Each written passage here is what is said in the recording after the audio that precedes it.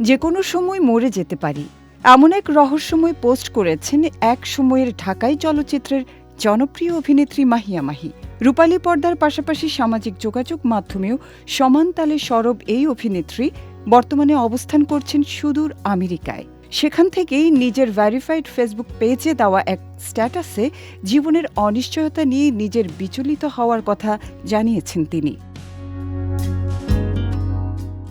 অভিনেত্রীর এমন আকস্মিক ও রহস্যময় মন্তব্যে ভক্তদের মনে তীব্র উদ্বেগ সৃষ্টি হয়েছে। তবে এর পরের লাইনেই মাহি পরিষ্কার করেন তার এমন বিচলিত অনুভূতির পেছনের মূল কারণ মূলত চোখের সামনে আকস্মিক কোনো মৃত্যুর ঘটনা দেখে তিনি মানসিকভাবে ভেঙে পড়েছেন।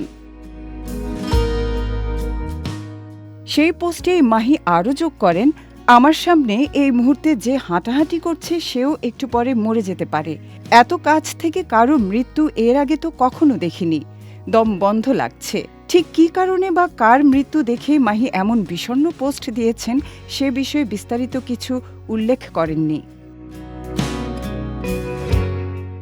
চিত্রনায়িকা মাহিয়া মাহির সাম্প্রতিক একটি স্ট্যাটাসে জীবনের চরম অনিশ্চয়তা ও নশ্বরতা নিয়ে গভীর উপলব্ধি ফুটে উঠেছে। প্রবাস জীবনে এক মর্মান্তিক মৃত্যু প্রত্যক্ষ করা এই অভিনেত্রীকে যেমন নাড়া দিয়েছে তেমনই করে তুলেছে ভীত।